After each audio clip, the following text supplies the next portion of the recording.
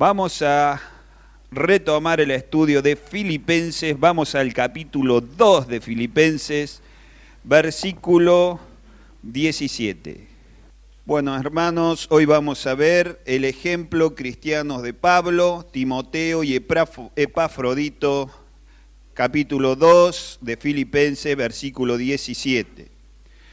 En la sección del versículo 1 al 16 nosotros vimos el ejemplo que da Jesús sobre humildad y hablamos sobre su humillación y exaltación. Pero algunos de nosotros podríamos decir quizás, bueno, pero Él es Dios, por eso es humilde a tal forma, pero yo soy un ser humano. Bien, entonces ahora vamos a ver los ejemplos de humildad de Pablo, Timoteo y Epafrodito para que nosotros podamos ver que estos ejemplos de imitar a Cristo son alcanzables. Filipenses 2:17 dice: y aunque sea derramado en libación sobre el sacrificio y servicio de vuestra fe, me gozo y regocijo con todos vosotros, y asimismo gozaos y regocijaos también vosotros conmigo. Cierren la puerta, por favor. La Nueva Traducción Viviente, que es una versión dinámica, dice lo siguiente: sin embargo, me alegraré aún si tengo que perder la vida, derramándola como ofrenda líquida a Dios. Así como el fiel servicio de ustedes también es una ofrenda a Dios, y quiero que todos ustedes participen de esta alegría. Claro que sí, deberían alegrarse y yo me gozaré con ustedes. Esa dice la Nueva Traducción Viviente, una versión dinámica. De modo que Pablo da ahora 3 ejemplos de hombres que van a exhibir la mente de Cristo, el mismo, Timoteo y Epafrodito, para que ellos puedan ver que no es inalcanzable ese ejemplo. En el versículo 2, capítulo 2, versículo 17, el apóstol emplea una ilustración muy hermosa que es sobre la libación. ¿Y qué es lo que era la libación? Era una ofrenda líquida. La libación es una ofrenda líquida que se suele usar o se usaba sobre el sacrificio al ofrendarlo. Vamos a ver de qué se trata esto. Éxodo 29:40 dice: con el primer cordero ofrecerás unos 2 kilos de la mejor harina, mezclada con 1 litro de aceite de oliva, y derramarás como ofrenda 1 litro de vino. ¿Ven? ¿Con qué iba a ser ofrecida esta ofrenda líquida? Con el cordero. Luego en Números 28:7 dice lo siguiente: la ofrenda de vino será de 1 litro por cada cordero.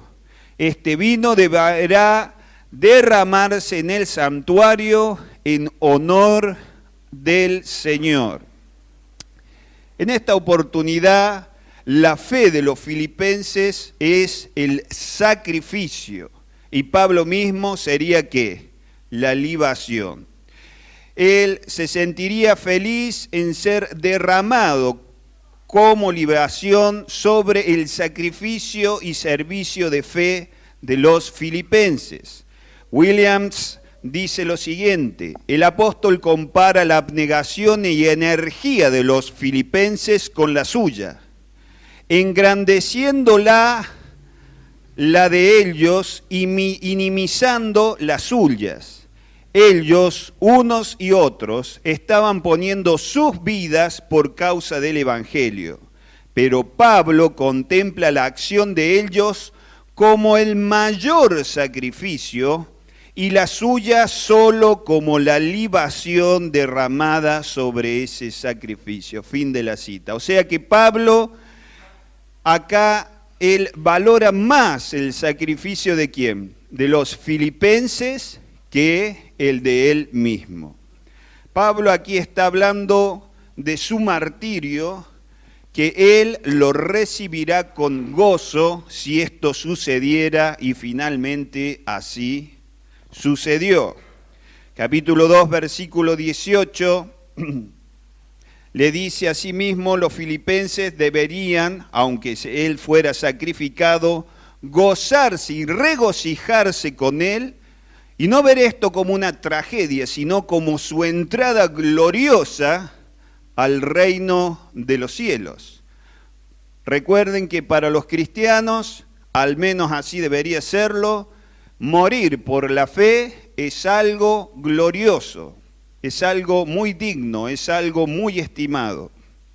Filipenses 2:19 al 24 vamos a leer ahora. Filipenses 2:19 al 24 dice: espero en el Señor Jesús enviaros pronto a Timoteo, para que yo también esté de buen ánimo al saber de vuestro estado, pues a ninguno tengo, escuche bien, a ninguno tengo del mismo ánimo, y que tan sinceramente se interese por vosotros, porque todos buscan lo suyo propio, no lo que es de Cristo Jesús.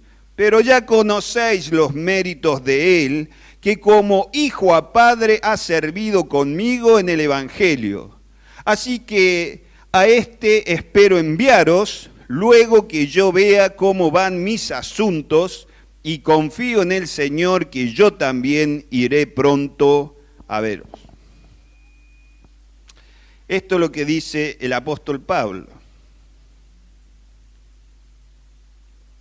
No es un pastor de una iglesia pequeña, es el gran apóstol Pablo hablando.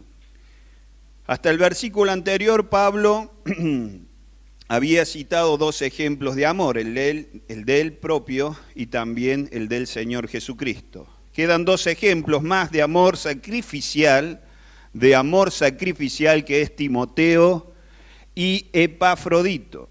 El apóstol espera poder enviar pronto a Timoteo a Filipos para que ellos sean animados al saber el estado de ellos. Entre los compañeros de Pablo, Timoteo resalta por su cuidado totalmente desinteresado por la condición espiritual de los filipenses. Él está desinteresado de otro tipo de recompensa. La preocupación de él es el estado de los filipenses. No había ninguno a quien Pablo pudiese enviar con la misma confianza. Ninguno, hermano, ninguno. Y uno dice, no, es el apóstol, seguro que preparó a gente tremenda, totalmente dispuestas a morir por el Evangelio. Si a Pablo lo veían hacer milagros, ¿cómo puede ser que Pablo tenga problema en preparar a pastores? Bueno, ¿sabe qué? No había ninguno como Timoteo, dice él. En el versículo 21, Pablo dice que los otros cristianos se preocupaban de lo suyo propio, de sus intereses personales, privados, no del Evangelio. Esa era la preocupación más grande de los demás que rodeaban a Pablo. ¿Usted se cree que para hacer un ministerio tiene poca gente que lo ayude? Bueno, mírelo a Pablo, tenía uno solo. En la iglesia hay personas que están enfocados no en lo que es de Cristo o lo que Cristo quiere, sino en sus propias prioridades y en sus intereses personales. Lamentablemente es la mayoría. La mayoría no está preocupada por el Evangelio, está preocupada por sus intereses personales. El comentario bíblico siglo XXI dice, Pablo dice que no tenía a nadie más como Timoteo, que tuviera tanto ánimo y sinceridad por ellos. Y con tristeza agrega que cuando pensaba en otros alrededor de él, a quienes podría enviar, todos buscaban sus propios intereses personales, no lo que es de Jesucristo. Fin de la cita. Y usted pensaba que en la iglesia primitiva todo era fácil y que no, porque el mover del Espíritu, seguro, ahí hacían filas para morir martirizados. No, señor, no era así. Pablo tenía los mismos problemas que tenemos nosotros también. Para los que se han enfocado en el Evangelio de Jesucristo. Hay dos hábitos que nosotros podemos utilizar como indicadores de que estamos buscando lo de Jesucristo. Hay dos hábitos que nos van a ayudar como indicadores. Primero, nuestra vida devocional. Ese es un indicador totalmente, digamos, efectivo. ¿Cómo es su vida devocional? ¿Cuánto tiempo usted pasa en la lectura de la palabra y la oración? ¿Cuánto tiempo? Segundo, el pedido que impera en nuestra oración. ¿Qué pedidos impera en su oración? ¿Qué pedidos? ¿Pedimos en oración perseverante hacer la voluntad de Dios? ¿Es esa nuestra inquietud? ¿Es esa nuestra preocupación? ¿Hacer la voluntad de Dios es nuestra comida y bebida? ¿Realmente es nuestra prioridad? ¿Buscamos la voluntad de Dios para nosotros cuando leemos la palabra, así la aplicamos a nuestra vida? Ese es el interés cuando usted agarra la Biblia. ¿Para qué la agarra? ¿Para qué la lee? ¿Leemos la Biblia para formarnos o informarnos? Yo quiero saber la Biblia, así que yo la leo. Sí, no, para que me dé más charla con los hermanos. No, el otro día estuve con Carlos y hablamos 1 hora y media, 2 horas de la Biblia, y hablamos. Después nos fuimos cada uno para casa, parecíamos el diablo, pero bueno, por lo menos hablamos 2 horitas con Carlos de la Biblia y con el hermano César González, allá que está al fondo. ¿De qué nos sirve, hermano, si no la vamos a poner en práctica? Proverbios 17:16. ¿De qué sirve el precio en la mano del necio para comprar sabiduría, no teniendo entendimiento? ¿Para qué quiere comprar sabiduría? ¿Para qué quiere libros? ¿Para qué quiere seminarios? ¿Para qué quiere universidad teológica? ¿Para qué quiere curso de no sé qué? ¿Para qué? Si usted no tiene entendimiento. ¿Y qué es lo que es el entendimiento? ¿Qué quiere decir Proverbios con entendimiento? Proverbio 28:7. El que guarda la ley es hijo entendido, pero el que es compañero de glotones avergüenza a su padre. ¿Quién es entendido? El que guarda, ¿qué? La ley, la guarda, no la conoce nomás. No quiere decir que usted guarde la Biblia cada vez que la lee. Lo digo por las dudas. Quizá que usted diga, no, pero vos no sabés. Yo tengo una tapa para la Biblia y una cajita especial. No se refiere a eso. ¿Para qué quiero aprender la palabra de Dios si no voy a esforzarme en aplicarla? No tiene sentido, hermano. Usted pierde su tiempo. Usted pierde su tiempo. Proverbios 17:24. La sabiduría es la meta del inteligente, pero el necio no tiene meta fija. El hijo necio es para sus padres motivo de enojo y amargura. No está bien multar al inocente ni azotar al hombre honorable. Es de sabio hablar poco y de inteligentes mantener la calma. Hasta el necio pasa por sabio e inteligente cuando se calla y guarda silencio. Fin de la cita. ¿Quién es el entendido? ¿Quién es el sabio? El que guarda, el que aplica la palabra de Dios. Si no, usted no es entendido, usted no es sabio. Usted es necio. Usted es pavo. Usted es tonto. O como diría el Chavo del Ocho, usted es menso. No aplica. Debemos aplicar la palabra de Dios. El principio de la sabiduría, ¿qué es? El temor al Señor. En la práctica de la palabra vemos la sabiduría. Si yo quiero tapar mi necedad con conocimiento bíblico y labia, si yo tengo una lengua, nadie se da cuenta que soy un necio. Le doy la parla, no, versículo tal. ¿Qué, vos? No, eso está en el capítulo tanto, versículo tanto. ¿Qué? Buscarlo en el comentario tal.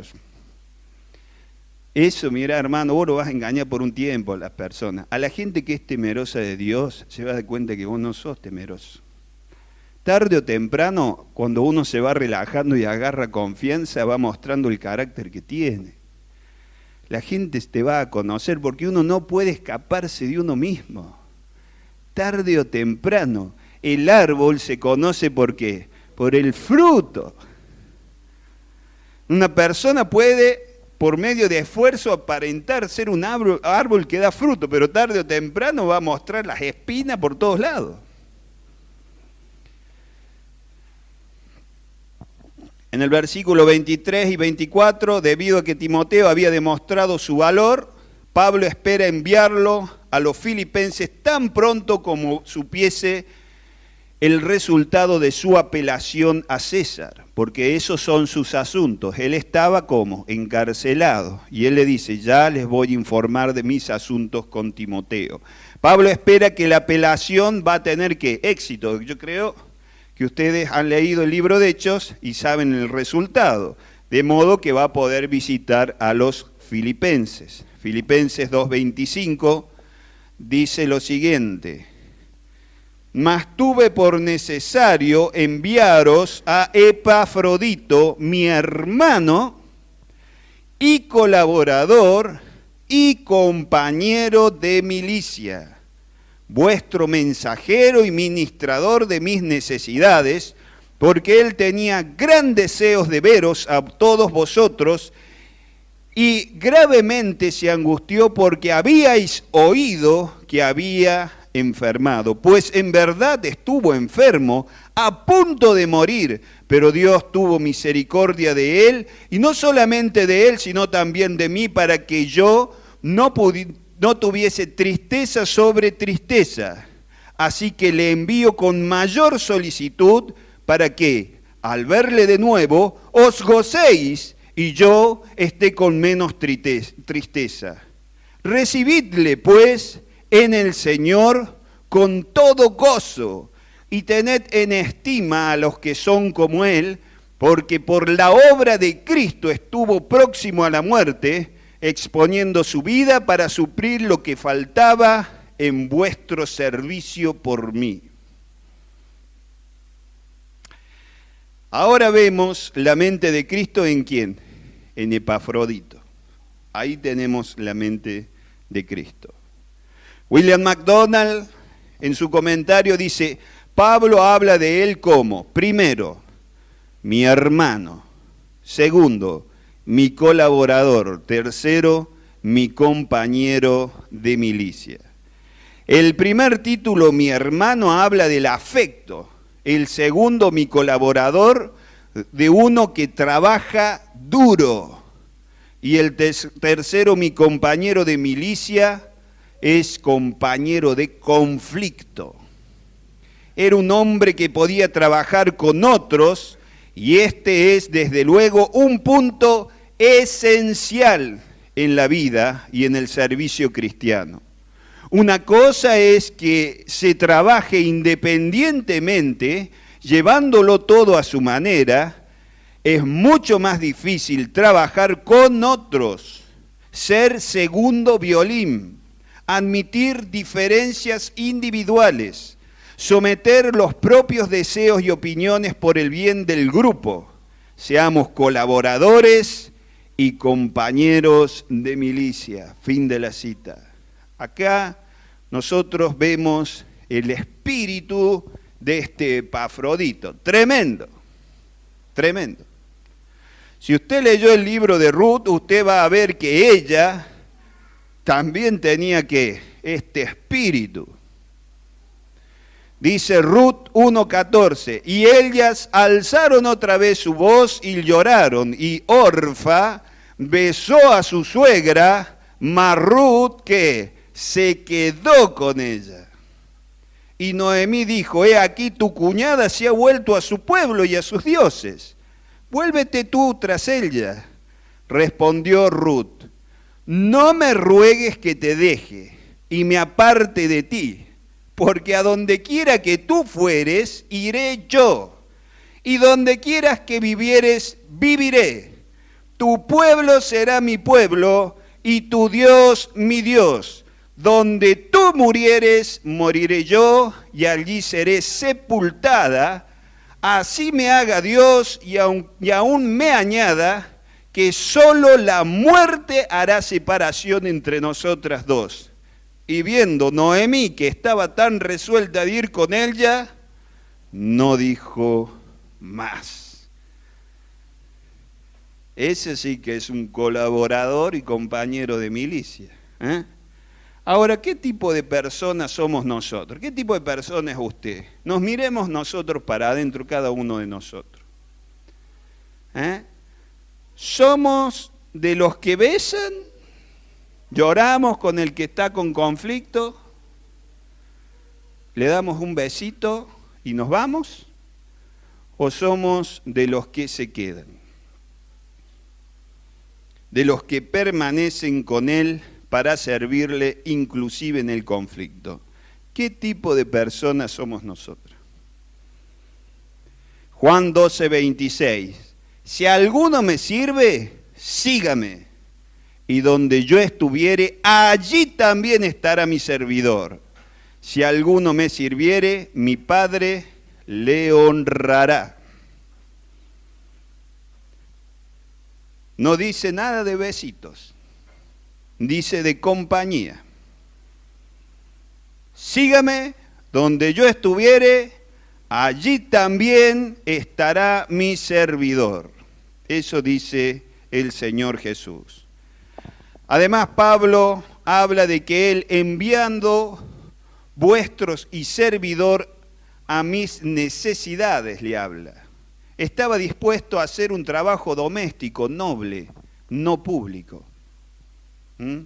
Muchos en la historia han estado involucrados en la obra o ministerio si cumplía ciertas condiciones que establecían ellos mismos y no las condiciones que el Señor dice que debemos tener para trabajar, sino las condiciones de ellos. Vamos a hacer una reunión, sí, los acompaño, hermano. ¿En dónde es? ¿Barrio? ¿Casa? ¿Es linda la casa? ¿No es linda? ¿Puedo ir en auto? ¿Cómo? ¿Tengo que ir en colectivo? No, no voy, hermano. Hay hermanos que sirven así. 200 condiciones para servir al Señor. No se puede servir así, hermano. ¿Vamos a entregarnos al Señor o no vamos a entregarnos al Señor?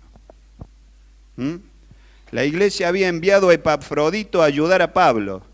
¿Usted sabe de cuánto era el viajecito que se tuvo que hacer Epafrodito? De Filipo a Roma.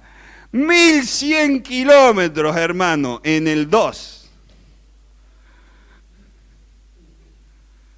1100 kilómetros, allá fue. ¿Y qué pasó? Se enfermó y casi se muere.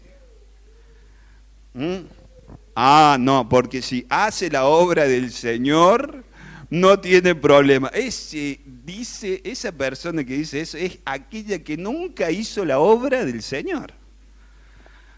Únicamente una persona que no ha hecho la obra del Señor puede pensar de esa manera. Los que hacen la obra del Señor saben que nosotros seguimos peleando con todos los frentes.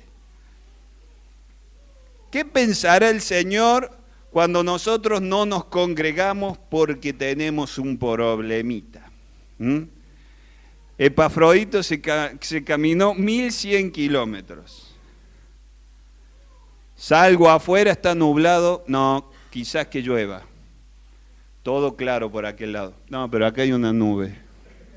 No, quizás llueva, no, me quedo en casa. Saque sus conclusiones, qué pensará el Señor cuando hacemos las cosas de esta forma. ¿De qué se preocupó Epafrodito cuando enfermó gravemente? ¿Usted sabe de qué se preocupó?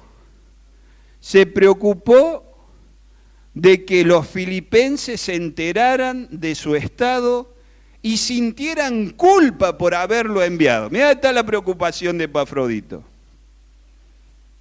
Nosotros vemos en Epafrodito un hombre que tenía un corazón totalmente libre de sí mismo.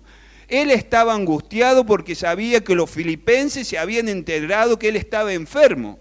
Y él pensó que ellos iban a sentir culpa por haberlo enviado a él. Y por eso se preocupaba. Esa fue la preocupación de él. Cuando Dios pide que amemos a nuestros hermanos como a Él mismo, ya hay muchas personas, yo he visto muchos predicadores distorsionar este versículo y terminan confundiendo al pueblo. Muchos predicadores yo he escuchado que dicen, no, el Señor dijo, amarás a tu prójimo, como a ti mismo, a tu prójimo, como a ti mismo amarás. Haciendo el énfasis en dónde. El a ti mismo, lea el contexto y usted se va a dar cuenta que la enseñanza que tenía el Señor para nosotros es que nosotros que amemos al prójimo, que seamos desinteresados. Fíjese bien el contexto, pero yo sé que en la iglesia rondan ciertas interpretaciones medias raras y después confunden al pueblo. Amarás a tu prójimo como a ti mismo. El énfasis, si usted lee el contexto, está en amar a quién, al prójimo. Lea bien el contexto. Versículo 27, vemos que Epafrodito casi muere por una enfermedad sirviendo al Señor. Nombre largo, Epafrodito. Yo creo que todos le habrán dicho Epa. ¿Cómo andas, Epa? ¿Qué haces? Si eran como los argentinos, seguro que se lo cortaron a la mitad. Vamos a ver una lección valiosa para nosotros sobre la sanidad divina.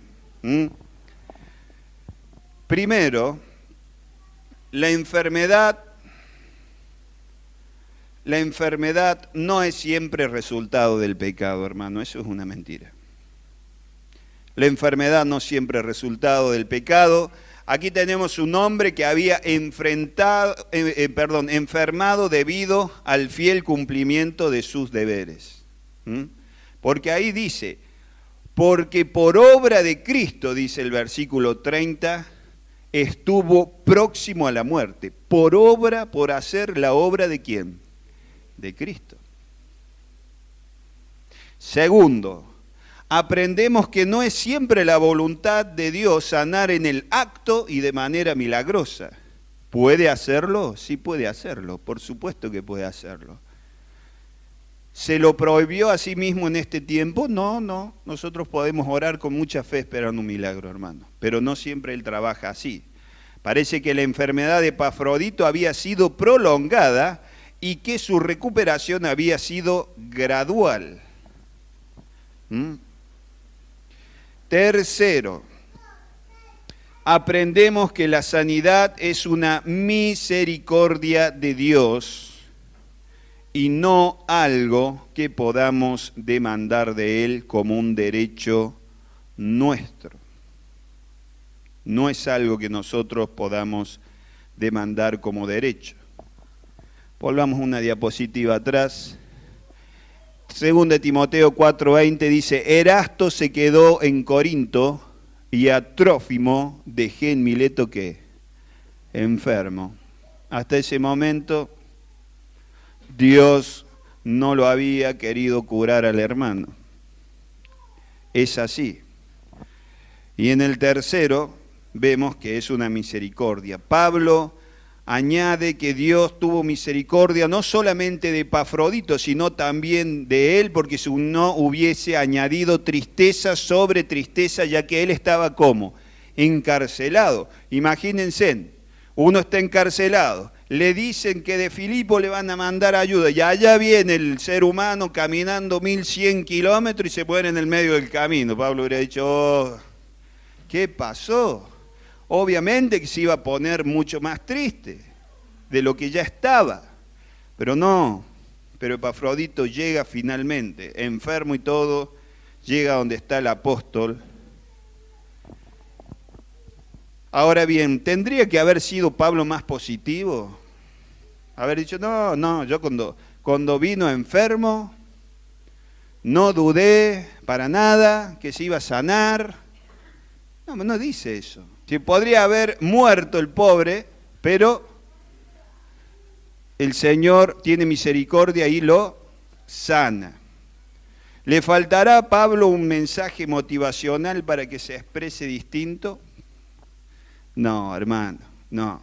Hay que tener fe en el corazón, pero también los pies sobre la tierra. Nosotros acá también vivimos circunstancias difíciles. Vivimos circunstancias que son difíciles. Pablo envía a Epafrodito nuevamente a Filipos,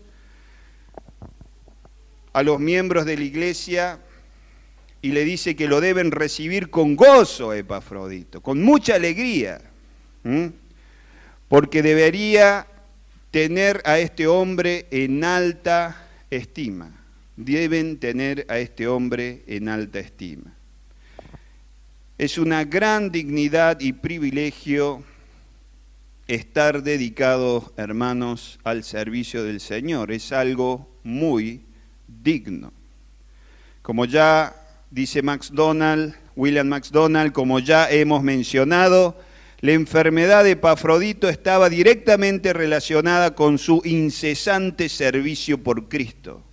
Esto es de gran valor a los ojos del Señor. Es mejor arder por Cristo que oxidarse. Es mejor morir en el servicio de Jesús que ser contado como una mera estadística entre los que mueren de enfermedad o accidente. Fin de la cita. Ahora, ¿cómo podemos nosotros ser como ellos? Teniendo primero el propósito de imitar a Cristo en todo, actuando cada momento como Él lo haría, exponiéndonos a la incomodidad, sacrificio, esfuerzo voluntariamente para alcanzar el objetivo nuestro, y cuarto, evaluándonos a diarios para ver si estamos avanzando día a día, si estamos haciendo por la gracia de Dios que cada día cuente. Esta humildad de ellos, esta entrega, esta compañía, inclusive en medio del conflicto y la tribulación, estaban porque ellos tenían un propósito fijo. Ellos iban a ¿qué? Imitar a Cristo, cueste lo que cueste. Ellos imitaban a Cristo en todas las áreas de su vida. Debemos entender que nosotros debemos hacer las cosas para el Señor de esta forma, con este espíritu sacrificial. Vamos a orar, vamos a hablar con Dios.